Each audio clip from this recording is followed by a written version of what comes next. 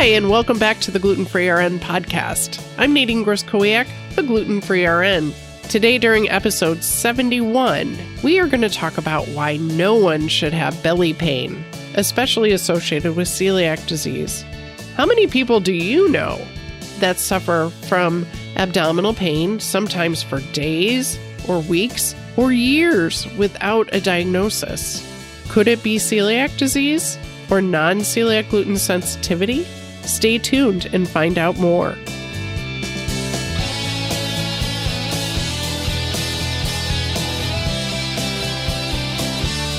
Hi, I'm Nadine Celiac, the Gluten Free RN, and welcome back to the Gluten Free RN podcast. I'd like to shout out to everyone in Buffalo, New York who is listening to this podcast. That's where I'm from, and I really do appreciate everybody in my hometown of Buffalo, New York that is listening. I've lived in Oregon for over 30 years now, but still go back to Buffalo to visit mostly my friends who still live there. So thanks again for listening, Buffalo. So let's talk today about abdominal pain or belly pain, because it's really important. For those of you that don't know my background, I used to be an emergency room nurse. I stopped working in the emergency departments 10 years ago when I started my own businesses. But approximately 50% of all emergency department visits have to do with abdominal pain. And a certain percentage of those people that present with abdominal pain will end up with a diagnosis such as abdominal pain of unknown etiology or idiopathic abdominal pain. Those diagnoses mean that we don't know what is causing that abdominal pain. A fairly high percentage of the patients that present. And typically we will say, if we don't know what's causing it, take the medication that we're going to give you, because we typically give people medication for their abdominal pain. And if it gets worse, come back. Well, that can be a hardship for people. Number one, because they have no answers for why they're having abdominal pain. They're typically sometimes referred to other practitioners, maybe a gastroenterologist.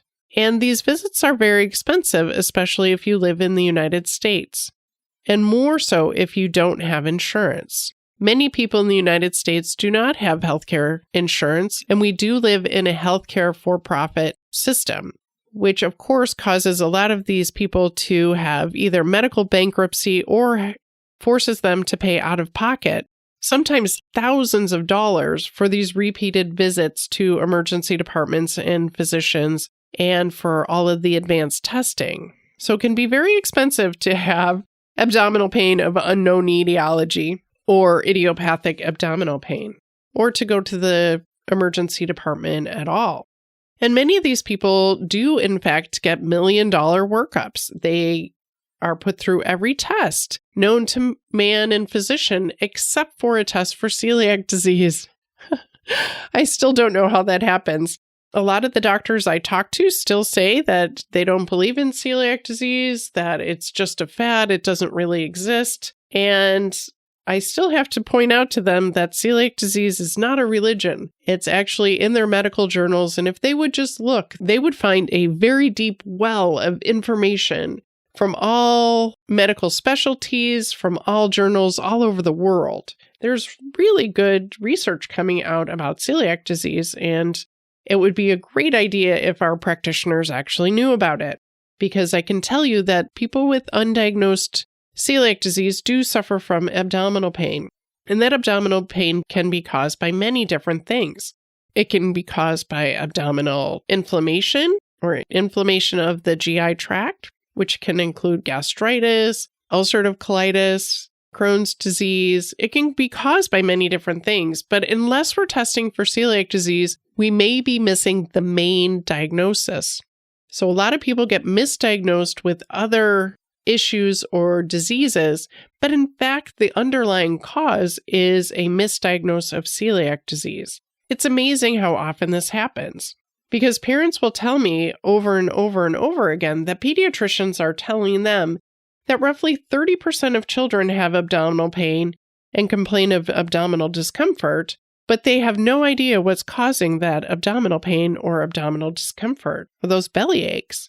30% of children are suffering, and we don't know why, but we're not testing for celiac disease. There's a huge problem there.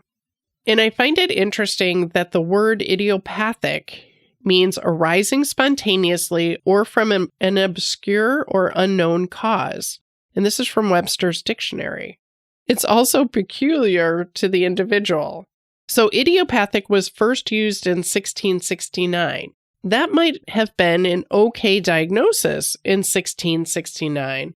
And it might have worked for a number of patients and physicians to say, gee, we really don't know why you have abdominal pain or why you have idiopathic thrombocytopenia, idiopathic seizure disorder, idiopathic abdominal pain. But why is this still okay in 2018 when we have MRIs, CT scans, endoscopies, colonoscopies, and ultrasounds? We have many diagnostic tools that we can use to diagnose people correctly and to find out what, in fact, is causing their pain, if we use those tools wisely and for what they were meant to be used for. So blood tests are an excellent place to start. And if you're going to order blood tests on people, add in a celiac panel, especially if they have idiopathic abdominal pain.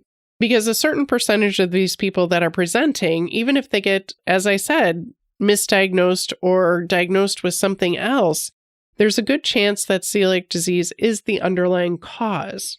A mom very recently told me that her child had been diagnosed with an appendicitis. She took him to an emergency department, and the doctor was very certain that he had appendicitis, and they wanted to schedule him for surgery right away. And the mom very wisely said, you know what, I'd like to get a second opinion. And if my child does need surgery, I would like my child to have surgery at this other hospital where they actually have pediatric surgeons. So the child was transported to this other hospital and evaluated. The physicians looked at all the lab work, all the reports, did further testing, and discovered that the child, in fact, did not have an inflamed appendix, did not have appendicitis, and did not need an appendectomy. This child did not, in fact, have what the initial surgeon wanted to take his appendix out for. So a good reason to always ask for a second opinion, a good reason to always have a second set of eyes. Now, did that child get tested for celiac disease? No. So now the mom is talking to me about how to get tested for celiac disease proper for this child, because that could, in fact, be a reasonable cause of this abdominal pain that this child has. And at this point, I'd like to just refer you to the podcast notes. In case you don't know, I do post a lot of the research articles or case reports that I find on the podcast notes, so you can refer to them. And then if you want to do further research yourself, which I highly recommend that everyone do, that you can use these as a starting point. Some of them are older, but I find that some of the older articles actually have really pertinent information and is useful even today. So this particular article is entitled Increased Rate of Abdominal Surgery Both Before and After Diagnosis of Celiac Disease. And it's from a book, Digestive and Liver Disease, published by Elsevier. And the authors of this are Matthew Curian, David Sanders, Anders Ekbom, Carolina Ciacci, and Jonas Lundvigsen. And it's a multi-center research article or paper.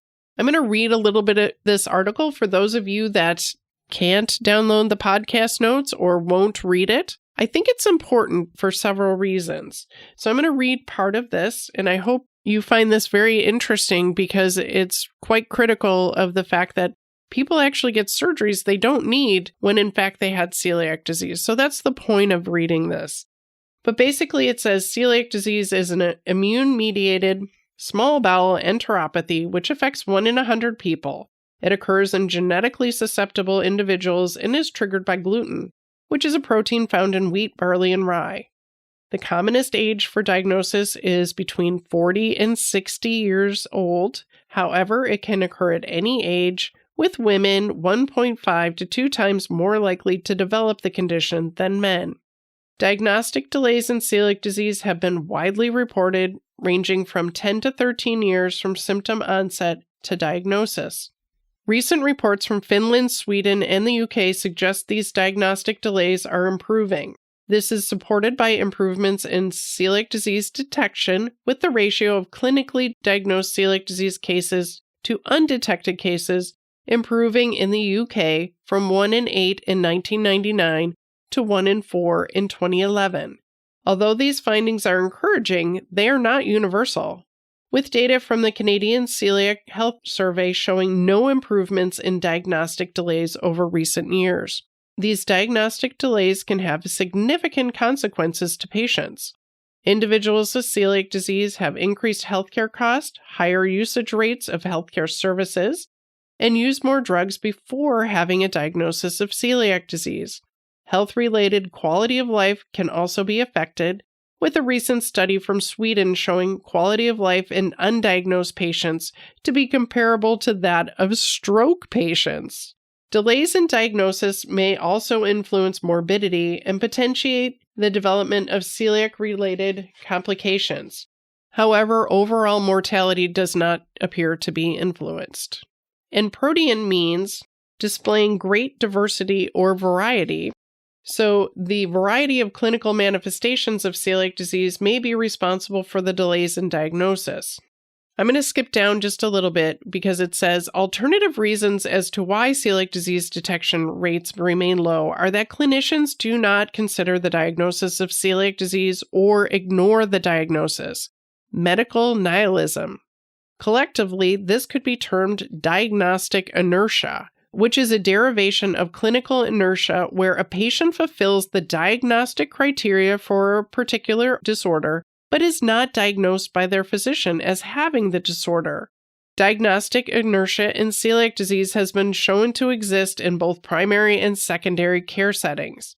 The type of clinician the patient encounters also influences diagnostic outcomes, with gastroenterologists and more experienced physicians more likely to consider and diagnose celiac disease.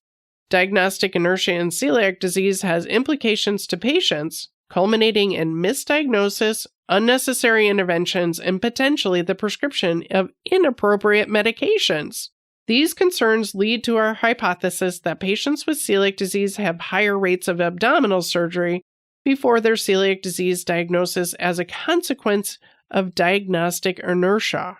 Our hypothesis is tested in this large population-based study by examining abdominal surgery and the risk of having a later diagnosis of celiac disease. The study goes on to explain how they did the study, but the discussion includes this paragraph. An alternative explanation for the increased surgical rates before celiac disease diagnosis may be misdiagnosis. An alternative explanation for the increased surgical rates before celiac disease diagnosis may be misdiagnosis. Misdiagnosis is recognized frequently in celiac disease patients.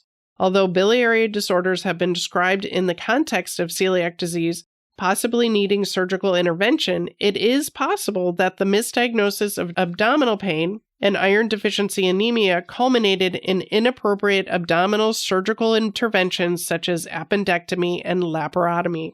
So here's a great paper that is telling us that if people are not diagnosed with celiac disease correctly, then they're having to undergo many different types of surgeries. And of course, surgeries are fraught with risks themselves. They're not a benign procedure. So it's really important that people do get tested for celiac disease so that they don't, in fact, have to undergo unnecessary surgical procedures. The last portion of this actually says, as undiagnosed celiac disease is common and misdiagnosis frequent, our findings should provide the impetus for enhanced celiac disease testing in patients with abdominal symptoms. Previous work was suggested that undiagnosed celiac disease patients presenting with surgical abdominal pain are being missed. Furthermore, the association is recognized in patients labeled with irritable bowel syndrome. We suggest that if a patient is considered not to have an acute abdominal pain warranting surgical intervention, this should alert clinicians to consider the diagnosis of celiac disease.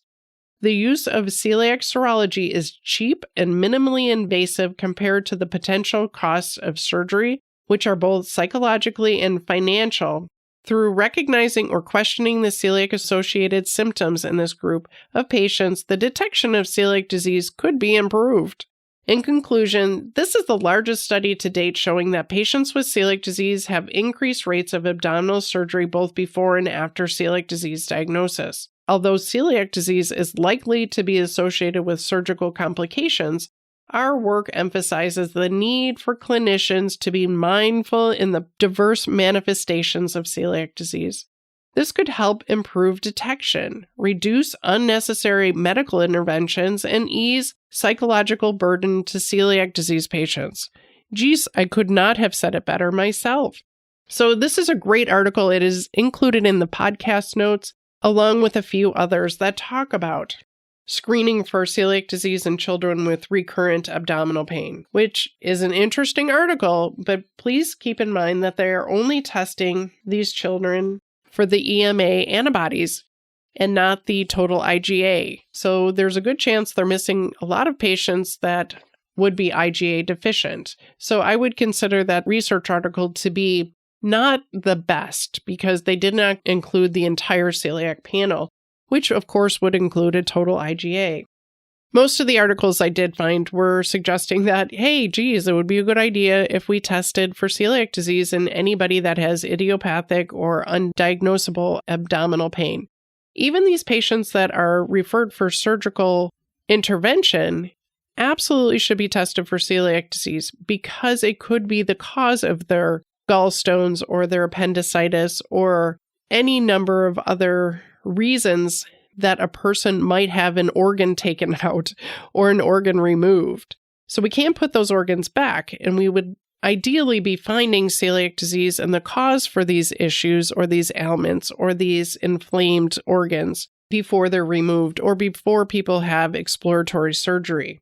So check out the podcast notes. And at this point, I'd like to thank Becca for leaving such a very nice review on iTunes of the Gluten Free RN podcast.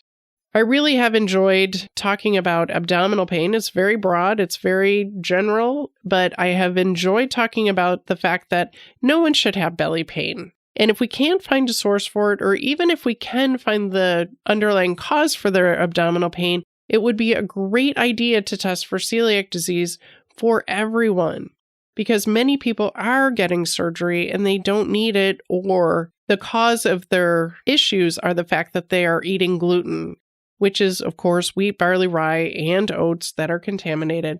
So it's a good idea for people to know that they could potentially change their diet and not have to have surgery. And of course, that's good for everyone. It increases the quality of life for many people, and that's what this is all about, increasing the quality of life so that people don't have to suffer, whether they're children or adults or older people. Ideally, nobody should have any belly pain or abdominal pain. So let's get on that. Let's make sure that if you're in a position to test people that have abdominal pain, that it's getting done. Get them tested for celiac disease, and even if it's negative, if you're sending them home with medications, you certainly can send them home with an option of going on a gluten-free or a paleo diet. A diet change can very effectively be used as a clinical trial. And if it works, great. Don't forget to get that genetic study done, because if these people are in fact gene carriers of DQ2 and or DQ8 and they have abdominal pain, the likelihood of celiac disease, if it's not currently present, the likelihood of it showing up at some point in the future is very high for these people. So do always keep it in the differential diagnosis, keeping in mind that one test will never rule out anyone for celiac disease in the future. This has been episode 71 of the Gluten Free RN podcast. Please remember that no one should have belly pain. No one should have abdominal pain. So if you're running into people that have undiagnosed or idiopathic abdominal pain, or for that matter, idiopathic anything, suggest that they get a full celiac panel and they talk to somebody that actually knows about celiac disease before they have to have a surgery or before something else happens and before it's just too late, before they've suffered too long. I'm Nadine Griskowiak, the Gluten Free RN, reminding you once again that no one should have belly pain. Thanks for joining me. Until the next episode, remember, it's always easier to maintain your health than it is to try to regain it. So stay healthy and eat well. Bye.